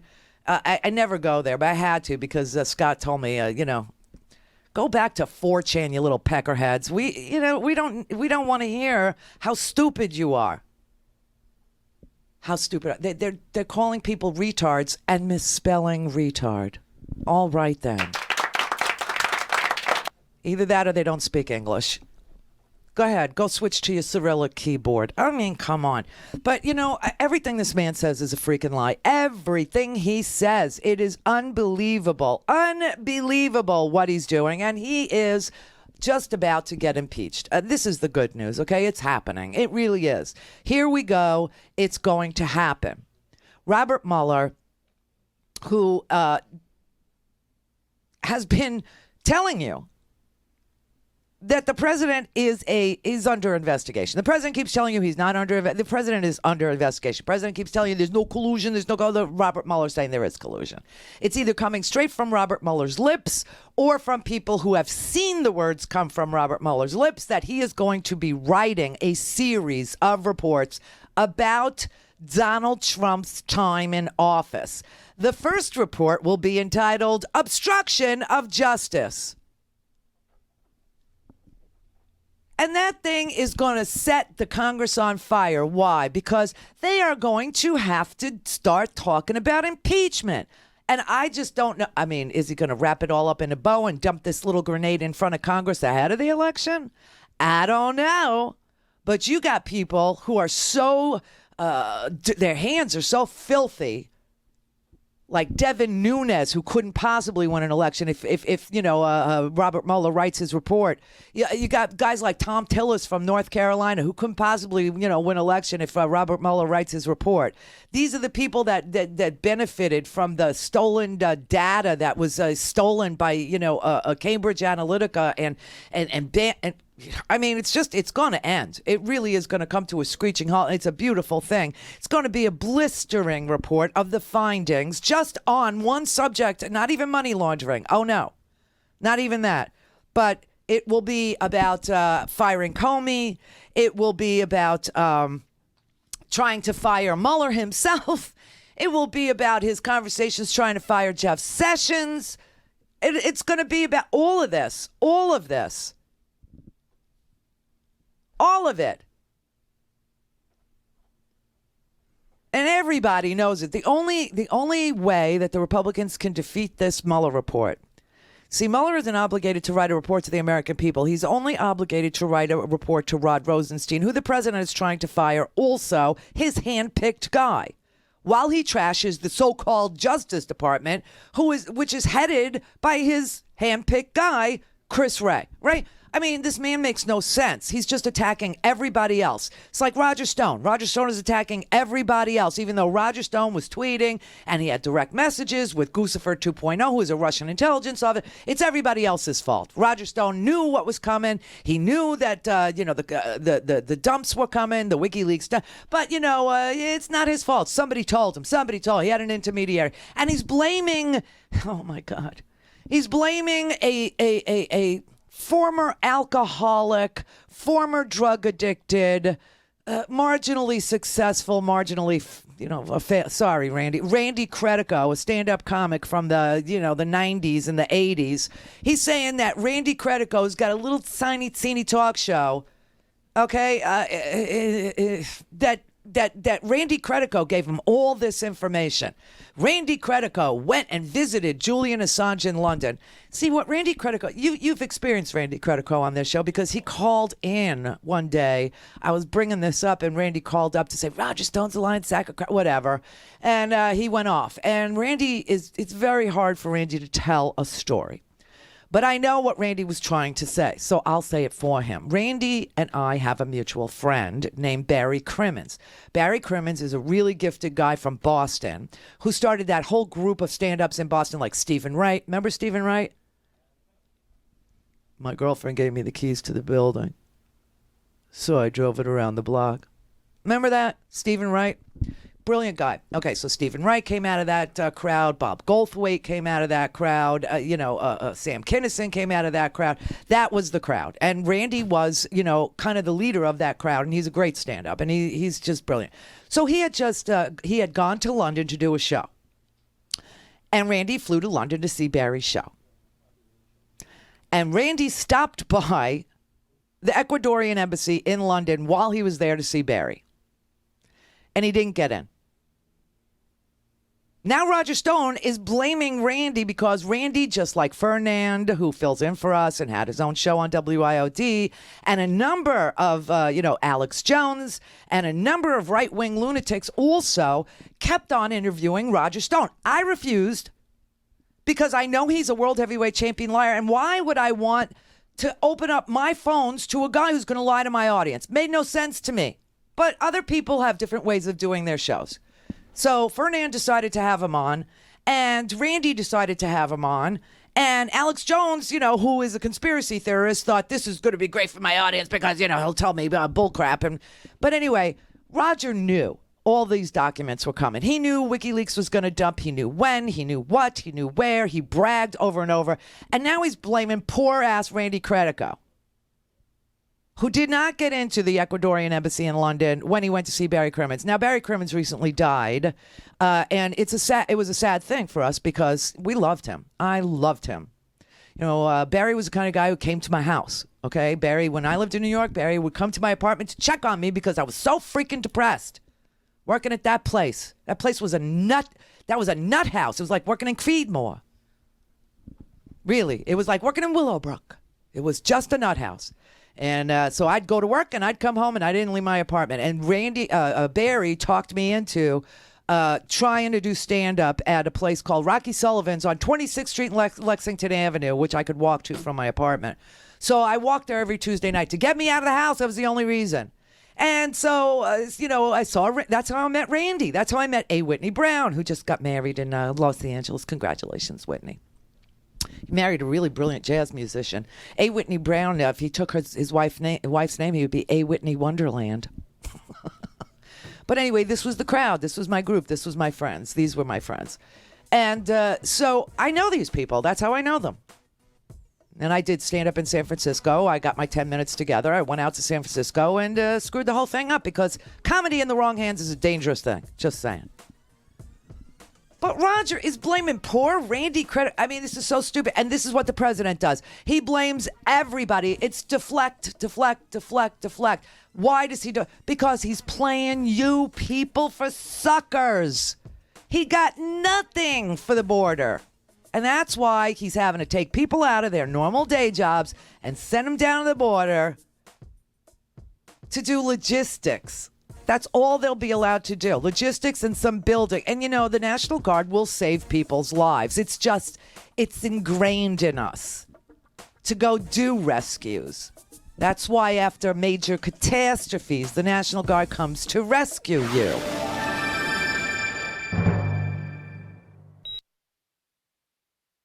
To speak to Randi, call now, you bastards. 561-270-3844. Hello. The Randi Rhodes Air Force. Oh, you're baking me crazy. Oh, yes, bacon lovers. It's that time of year. The time to stock up on the best tasting bacon jerky on the planet. And if you've had Herky Jerky bacon jerky, you know I'm not April fooling around. The tender cuts of pork shoulder are scrumptiously delicious and taste just like the home-cooked bacon out of your fridge, except softer and bendier. It's the perfect snack on its own. It's a great complement to your egg breakfast on a BLT sandwich, or dice it up, put it on your egg or potato salad or in any of your salads. One-of-a-kind bacon jerky. It comes in generous 12-ounce bags, and all month of April you get $5 off every bag. No promo code needed. So stock up now. Take advantage of the savings. Customers receive free shipping on 2-packs or more of anything on their website. So check out the beef jerky, the Smokies, the buffalo, the elk, the venison, and the turkey jerky as well. Thank you to all the loyal customers who patronize Herky Jerky, and welcome to all the new ones. Go to herkyjerky.com now.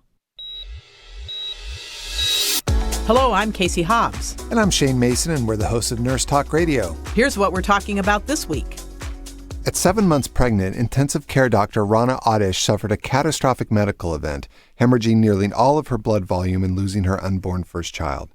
She spent months fighting for her life in her own hospital, enduring a series of organ failures and multiple major surgeries. Every step of the way, Adish was faced with something even more unexpected and shocking than her battle to survive: her fellow doctors' inability to see and acknowledge the pain of loss and human suffering, the result of a self-protective barrier hardwired in medical training. In shock is Rana Adish's searing account of her extraordinary journey from doctor to patient, during which she sees for the first time the dysfunction of her profession's disconnection from patients and the flaws in her own past practice as a doctor. Shatteringly personal yet wholly universal, it is both a brave roadmap for anyone navigating illness and a call to arms for doctors to see each patient not as a diagnosis but as a human being. Here with us is Dr. Rana Adish. She's a critical care physician and faculty member of Wayne State University School of Medicine and current director of the Care Experience for the Henry Ford Hospital System. Dr. Adish, welcome to Nurse Talk. So great to have you with us today. Thank you for having me. So the introduction to your book is titled A Chance to Die. Can you share the significance of that with us, please? Yeah, so coincidentally, my critical illness came at the very end of my medical training. I actually had just completed my critical care fellowship the very day that a tumor in my liver ruptured, causing me to bleed to death. And what I felt followed that sort of very long critical illness was really my chance to understand what so many of my patients had been through that I had been somewhat blind to. Yes, it's remarkable. And, nurses certainly experience this as well, that we make this protective barrier.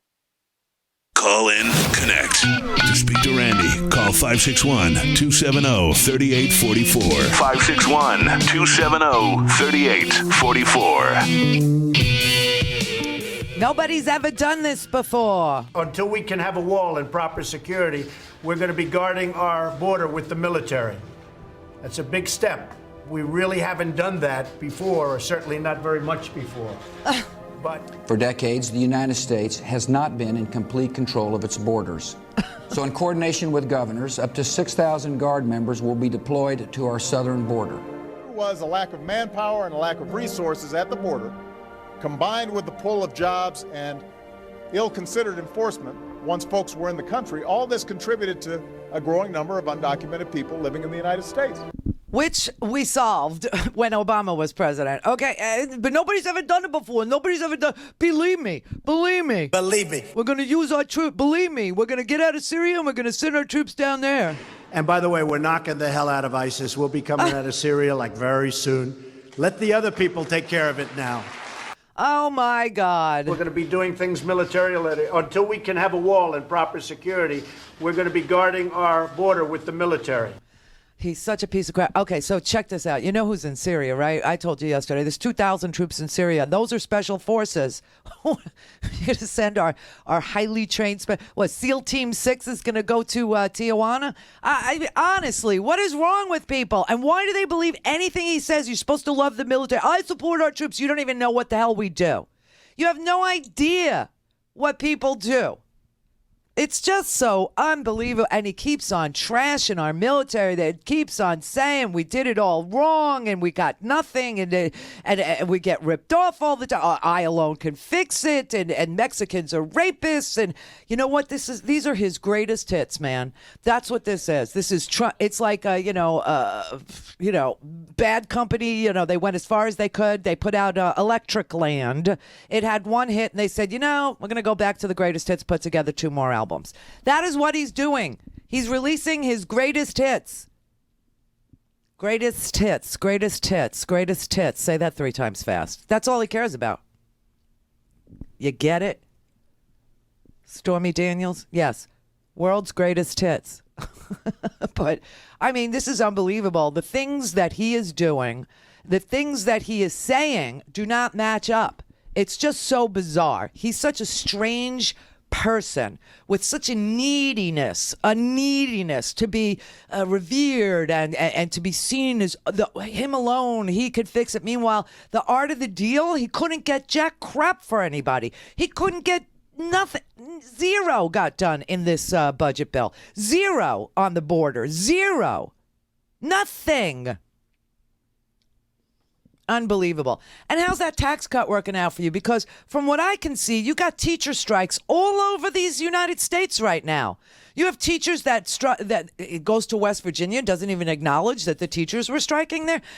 I mean, you got in Oklahoma, there's 500,000 students in Oklahoma. 300,000 students have been affected by this teacher strike in Oklahoma because the teachers can't even provide the students with current material. They're in dilapidated buildings. Some kids are going into school in the winter and it's cold and they're freezing in their schools. Other kids are going to school when it's blazing hot in their schools with no air conditioning. And the teachers are saying, you really, really need to take a look at the school funding here. You've been cutting and cutting and cutting and cutting for years and years and years. Last 10 years, all education's been cut in this in this red state. Gotta say, Okies, you really run such a hellhole. Of all the states I've been in, and I've been in just about all of them, it's a hellhole. You know what? It's funny. I was saying to Scotty, and Scotty knows because he's been all over too. West Virginia. When you go into West Virginia, you get the sense of despair. You just do. You get a sense of despair. You get a sense of isolated, people. You get a sense that there's nothing there. That there's sort of a missing component, which would be an economy. But when you go to Oklahoma, it just reeks of death. It reeks of death. And God keeps sending you all these messages. Get it right, fix it up. Keep sending you tornadoes. Keep sending you, floods and hailstorms and whatever. And you just, I don't know.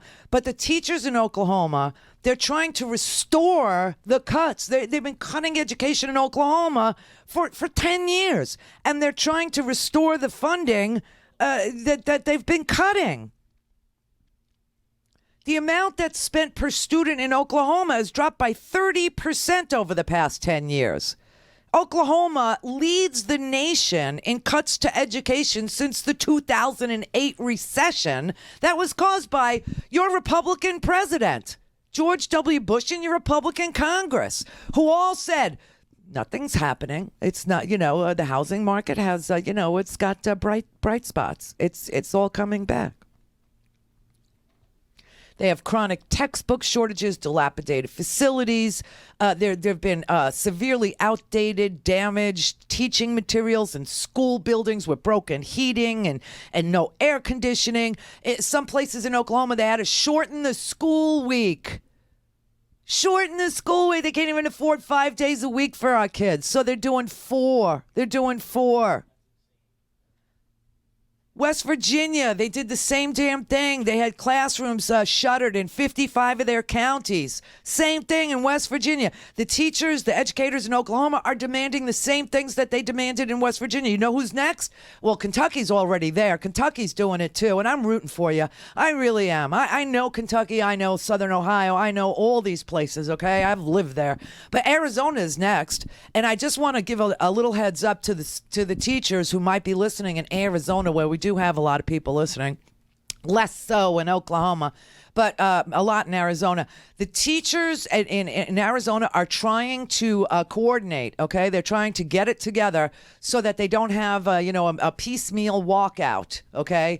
And they need all the teachers on board. So on April 11th, just a few short days from now, it'll be the same day that Zuckerberg testifies in front of Congress, okay? So this is how you're going to remember it, Arizona teachers. They're going to do a walk-in to gauge the temperature of all the teachers, okay? So on April 11th, they're trying to get increased school funding in Arizona, recover the state dollars that was slashed during the recession. Same damn thing, okay? We have a recession because the president, deregulates the banking industry, seriously, and allows savings and loans with safe investments like mortgages to merge with investment banks who take massive risks. And they take the good mortgages and they chop them up with the bad mortgages in shreds and put them in little bowls and sell them all so that nobody could tell if they're buying into good mortgages or bad mortgages.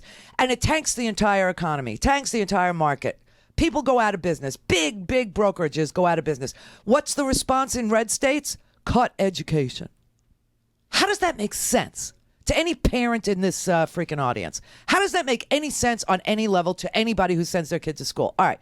So they're terrified in Arizona that they're missing the moment that, is happening in Kentucky, that's happening in Oklahoma, that happened in West Virginia. And so the Arizona plan is that on April 11th, they want their teachers to assemble outside the schools on the morning of April 11th with parents and community members. And then they march on the campus through the halls of their school with signs asking if they want to restore funding or whatever your signs are going to say.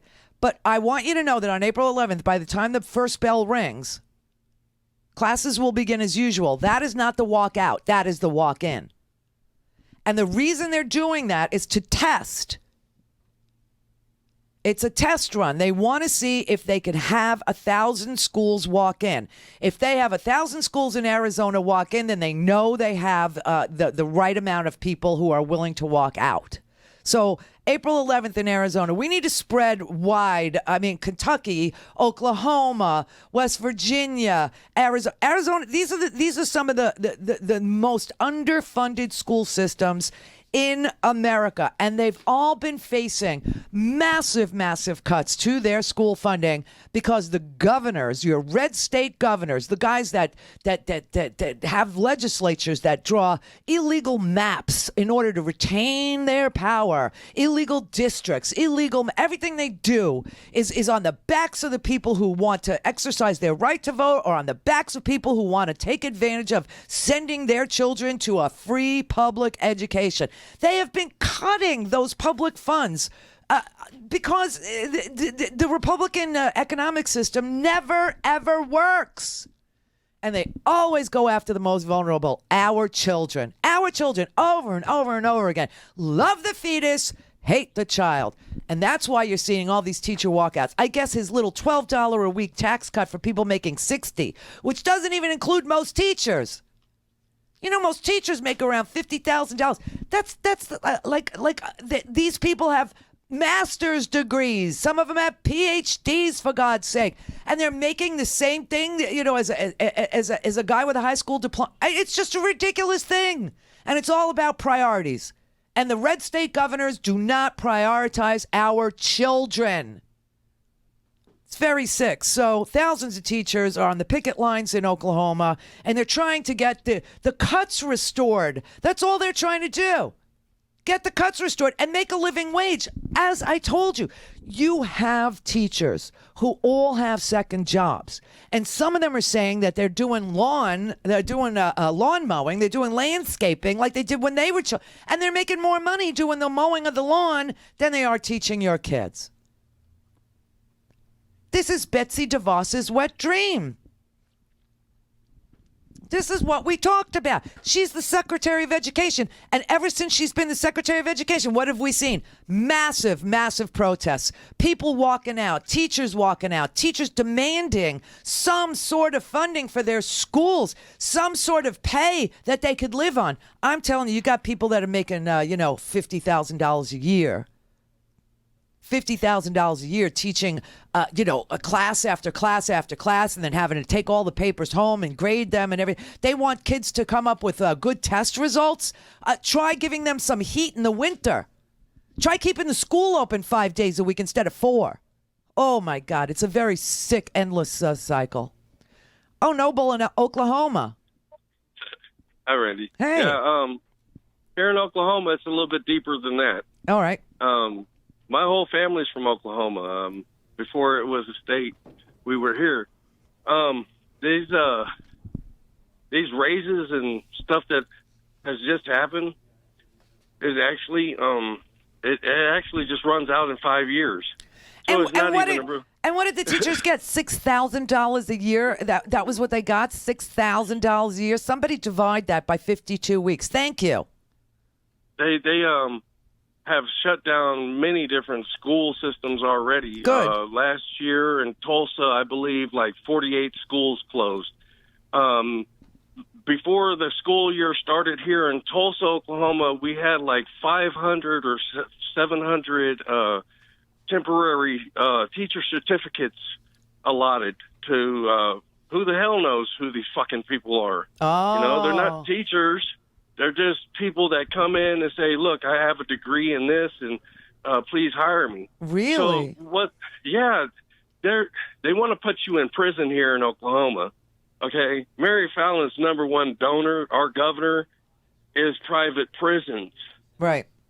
They're trying to drive down the society, the culture, everything here.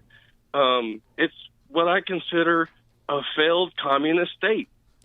Wow, that's saying a lot coming from an from an Okie. From a lifelong 5-generational Okie,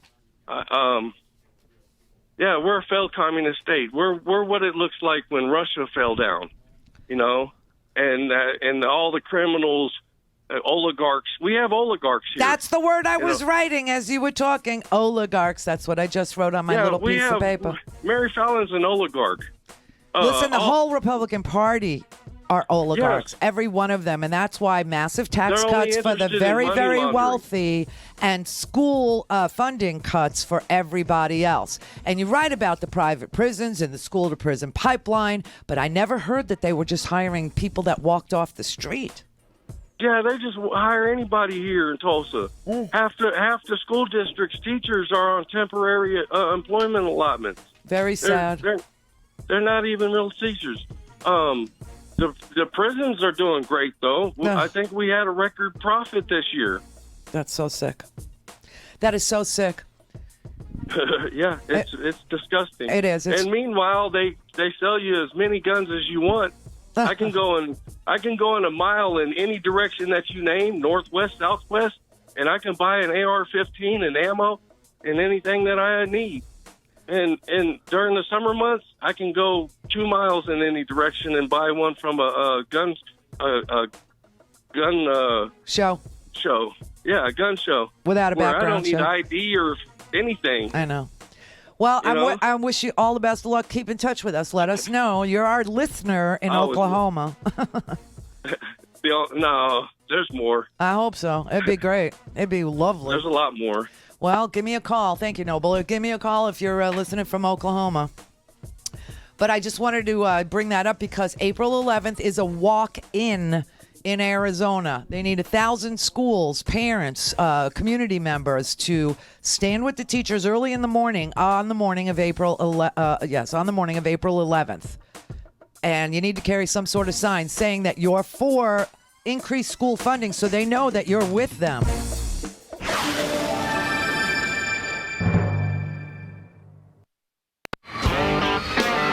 For a commercial-free, on-demand, whenever, wherever listening experience, visit RandiRhodes.com for your personal premium podcast today. Now, the top of the hour on the Progressive Voices channel on TuneIn presents the Green News Report. There is no more beautiful sight than an American-made car. Bad news for consumers. Trump's EPA to roll back fuel efficiency standards for cars. Department of Justice sues California for blocking sale of federally owned lands in California.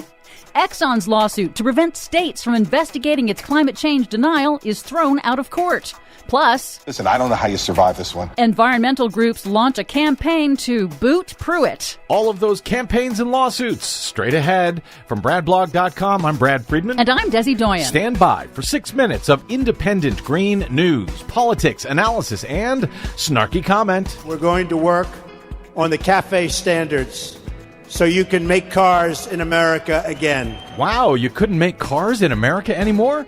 That'll be news to the auto industry, who just finished 7 record years of all-time high sales. Go figure. This is your Green News Report.